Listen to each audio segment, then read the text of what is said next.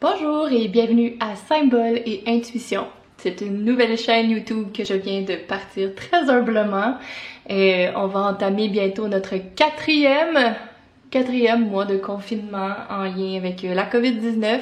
Donc, travailler de la maison, c'est bien, mais on a besoin de petits projets personnels. Donc j'ai comme eu l'idée de faire des petites vidéos qui parleraient de symbolisme, puis oui là, de tarot, mais beaucoup de développement personnel et d'intuition. Donc j'avais envie de commencer avec le Rider-Waite. Moi celui que j'utilise c'est l'original. C'est un paquet de cartes que j'ai acheté v'là à peu près 5 ans. Et que j'ai acheté pas parce que j'étais vraiment dans le tarot, mais vraiment parce que je trouvais que les images étaient belles.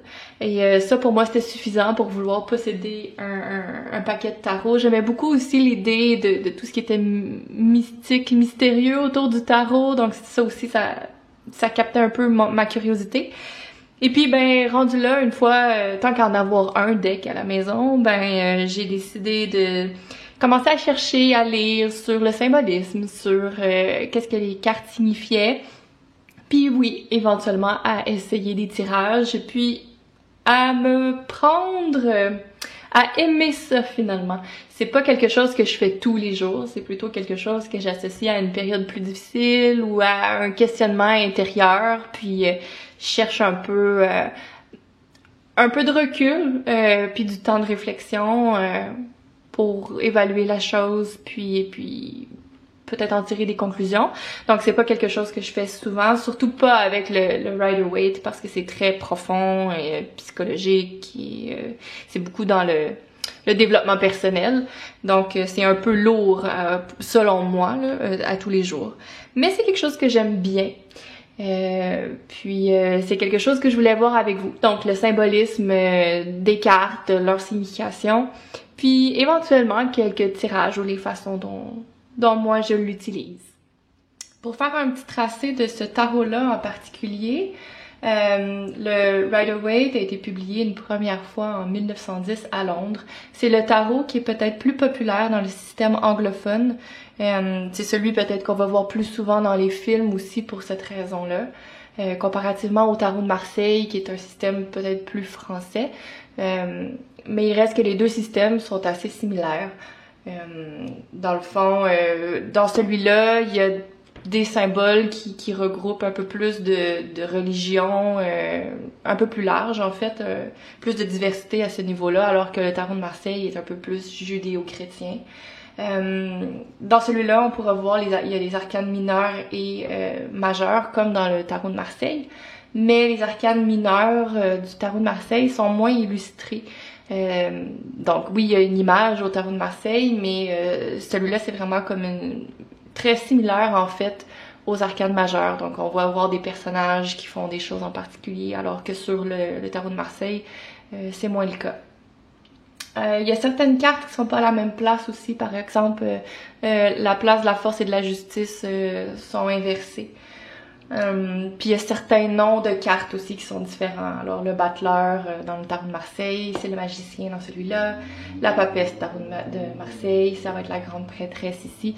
Donc vraiment c'est un souci d'éliminer un peu le judéo-chrétien pour inclure d'autres croyances, d'autres symbolismes, pour que ce soit un petit peu plus large dans celui-là. C'est celui que je préfère parce que je le trouve plus beau aussi dans ses illustrations. D'ailleurs, le Rider-Waite tire son nom de Arthur Edward Waite, qui lui aurait comme donné son inspiration pour les cartes, mais a été illustré par Pamela Colman Smith. Donc vraiment toutes les illustrations sont faites par elle. C'est elle qui a vraiment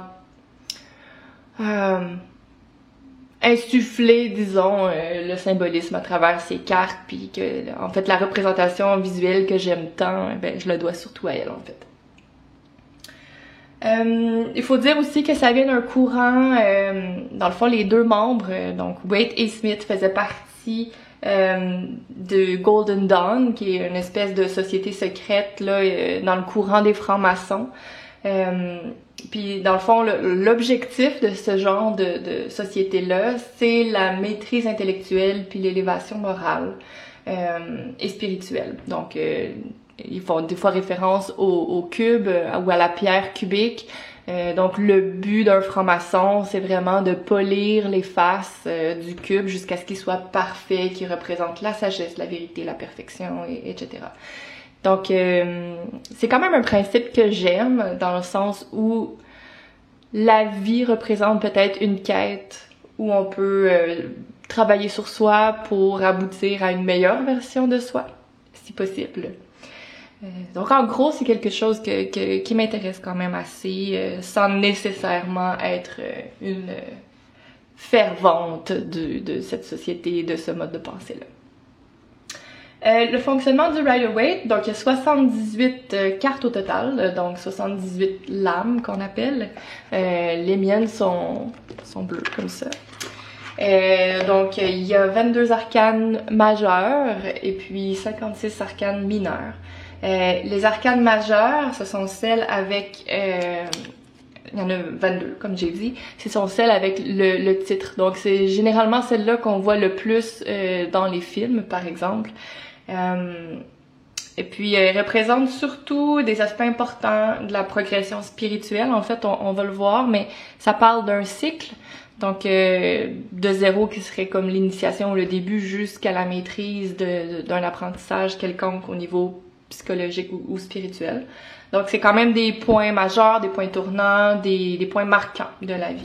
Alors que les arcanes mineurs qui sont représentés par des suites comme les bâtons, les pentacles ou deniers, les coupes, et les épées, ben ceux-là, ça fait plus référence à des aspects concrets de la vie, fait que des plus petits aspects quand on va venir faire un tirage, là, des aspects peut-être un peu moins importants que les arcanes majeures.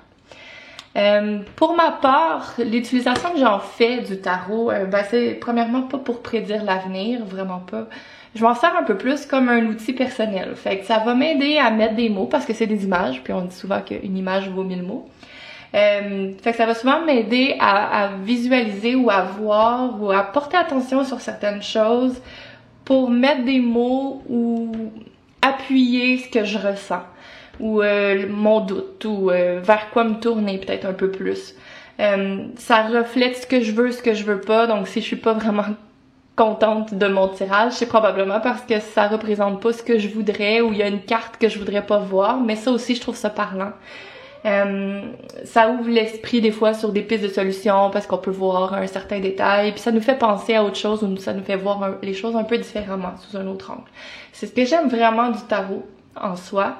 En même temps, je pense que pour que ça fonctionne, pour que ça nous parle, il faut le faire avec une grande humilité. Ça veut dire qu'il faut être capable de voir nos travers, puis nos forces aussi, puis d'être capable de peser ça dans la balance pour être capable de tirer le meilleur du tarot. C'est sûr que si on arrive avec une idée préconçue de ce qu'on veut avoir comme tirage, ben on arrive un peu fermé, puis on n'a pas on peut pas en tirer le même bénéfice. Fait que c'est pas quelque chose que je fais tous les jours nécessairement, mais voilà, c'est un outil que j'aime bien puis que je le ressors de temps en temps. Fait que ce que j'avais à vous proposer, c'est peut-être de passer au travers de la signification des arcanes majeures d'abord, puis ensuite la suite des mineurs, en s'attardant au symbolisme dans les cartes, puis à leur signification.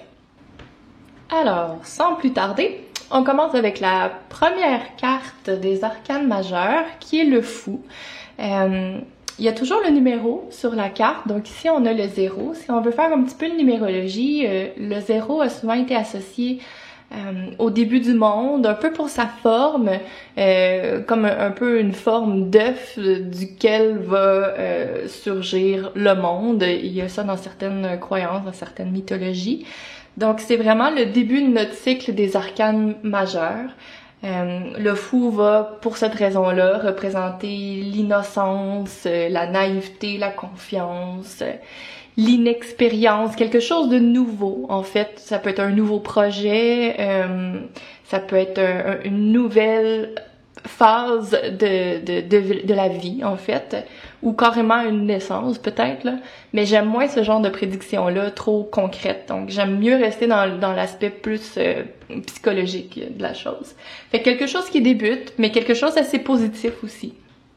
Si on veut s'attarder aux détails, premièrement, on voit un jeune garçon qui se tient, les yeux fermés. Je sais pas si on voit bien. Donc, les yeux fermés au bord d'une falaise, donc sur le point de foncer et probablement tomber. Mais c'est une carte plutôt positive. Donc, au lieu de parler de danger en tant que tel, ça parle plutôt de prendre une chance d'y aller. Donc, c'est vraiment la carte Go. Fait que voilà, c'est de vraiment prendre une chance vers quelque chose qui peut sembler inconnu, nouveau, limite risqué, parce que il y a toujours un peu de danger à s'aventurer dans quelque chose qu'on connaît pas.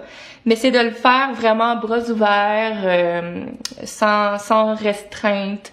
Ça veut pas nécessairement dire sans aucune expérience. Donc le fou emporte quand même un baluchon, donc il y a quand même des effets personnels avec lui. Donc il amène avec lui une certaine expérience à partir de laquelle il va pouvoir faire bonifier avec d'autres expériences, mais il part quand même avec quelque chose. Il y a aussi le petit chien ici, qui représente, c'est un animal domestique, le chien, donc il représente la conscience domestiquée. Ça voudrait dire le fait attention, tout ce qu'on a appris, en fait, les règles, les conventions qui font que quand on essaie d'être un petit peu différent ou on essaie de faire quelque chose de nouveau, on va avoir ce petit brin de conscience qui va essayer de nous retirer puis de nous dire non, pas tout de suite, vas-y pas. Mais quand même, le fou a devancé le petit chien, puis il risque quand même d'y aller. Donc c'est quand même une carte qui encourage à poursuivre notre idée, à aller de l'avant. Mais ça veut pas dire qu'il y a pas de mise en garde à y avoir. Puis dépendamment de ce qui va se trouver autour de notre tirage, des fois peut-être que l'accent va être un peu plus sur le chien ou sur un autre symbole de la carte. Il y a aussi la rose blanche, donc vraiment un symbole de pureté. C'est vraiment quelque chose de nouveau, mais de bon aussi, de positif. Et puis oui, les yeux fermés, justement le risque, la candeur dans la chose. Juste pour vous dire, quand je fais des tirages, oui, je fais les cartes inversées aussi. Je leur associe pas nécessairement de nouvelles symboliques ou un nouveau sens parce qu'elles sont à l'envers. Je vais probablement, en fonction de ce qui est autour aussi, juste me demander qu'est-ce que la carte veut dire à l'endroit. Puis si elle est à l'envers, c'est que soit c'est pas le bon moment pour ça, ou ça c'est pas là, ou c'est l'inverse dans le sens où si d'habitude ça veut dire vas-y, lâche-toi dans ton projet, là ça veut dire là c'est peut-être pas le bon moment pour ça, faudrait peut-être attendre. Fait que j'essaie de juste nuancer qu'est-ce que la carte veut dire à l'endroit. Quand elle est à l'envers, c'est probablement parce que c'est pas ça, pas là, ou un peu l'inverse de ce qu'elle veut dire, mais sans associer un nouveau sens. Fait que je connais la carte dans son sens à l'endroit. Donc, je me sers de ça pour quand je les tire à l'envers. Juste pour revenir sur les couleurs, peut-être un petit peu. Pas revenir, en fait, je l'ai pas abordé du tout, mais pour parler des couleurs, plutôt. Le jaune, c'est une couleur très positive, donc la création passe beaucoup par le jaune. C'est une énergie mentale positive, donc vraiment le ciel ici prend beaucoup de place, donc c'est très positif au niveau de l'énergie mentale. Puis il y a un beau soleil aussi, donc c'est toujours des symboles aussi très positifs, très lumineux. Il n'y a pas de cachette, donc tout encourage dans le fond le positif dans cette carte-là. Alors, par la suite, on a le magicien. Le magicien, c'est justement une des cartes qui, dans le tarot de Marseille, porte pas le même nom. Donc, dans le tarot de Marseille, on va avoir le battleur, qui est une carte représentée de manière similaire, mais qui porte pas le même nom. Alors, dans le Rider-Waite, on est rendu à la carte 1. Le 1 en numérologie représente le potentiel de quelque chose. Donc, c'est l'idée de pouvoir concrétiser certaines idées sur Terre. Donc, c'est pourquoi le magicien pointe vers le haut. Donc, il y a un petit bâton dans la main. Donc, il saisit quelque chose qui est dans le haut. Encore, on a une belle énergie mentale créatrice et positive avec le jaune dans le derrière. Donc, il se saisit d'une idée, d'une réflexion, de quelque chose qui est plus dans le haut. Et puis, il la concrétise sur Terre avec les outils à sa disposition. Donc, le magicien a une table devant lui avec les 4 représentations des mineurs. Donc, les deniers, les coupes, les épées et les bâtons. Ce qui fait qu'il est vraiment en maîtrise de la situation.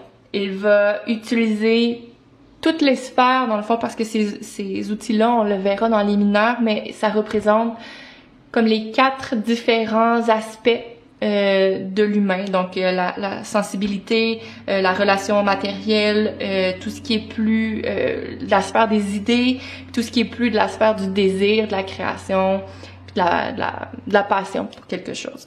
Donc, il utilise tout ça à bon escient pour concrétiser. Ben, à bon escient. Ça va dépendre de ce qui est autour. Ça pourrait aussi être quelqu'un... Pardon, j'ai accroché le trépied. Donc, ça pourrait aussi être quelqu'un qui le fait à mauvais escient, mais il reste que c'est quelqu'un qui concrétise une idée. Pour porter votre attention sur ce qu'il porte, le magicien, en fait, il a un dessous, mais en fait, une tunique blanche. La couleur blanche est associée surtout à l'énergie féminine, fait que tout ce qui va être un peu plus réceptif. Ça veut dire comprendre les émotions, un peu plus au niveau de la sensibilité puis de la compréhension de la chose. Donc, c'est vraiment ce qu'il porte en dessous, ce qui veut dire que d'abord, il faut comprendre, il faut prendre le temps de prendre les informations, de les comprendre pour ensuite passer à l'action. Donc, par-dessus, il porte une espèce de... Je sais pas comment appeler ça, en fait. Un par-dessus, on va dire, un par-dessus rouge, ou comme une toge. Bref, c'est rouge, donc ce qu'il porte par-dessus ensuite, c'est la couleur rouge, la couleur un peu plus énergie masculine, donc dans l'action. Donc il faut en premier temps bien comprendre la situation, bien recevoir les informations pour ensuite passer à l'action de la manière la plus efficace ou prolifique possible. C'est une carte aussi très positive, beaucoup de fleurs, beaucoup de floraison qui parle de porter fruit, littéralement, de quelque chose qui va être positif. Puis on est aussi dans le ici et maintenant. Donc c'est quelque chose qui rappelle de se centrer sur le moment présent pour pouvoir porter fruit, pour que notre projet, pour que notre situation se concrétise peut-être. Alors voilà, c'était les 2 premières cartes du Rider-Waite que je voulais voir avec vous. Donc on a vu le fou et le magicien.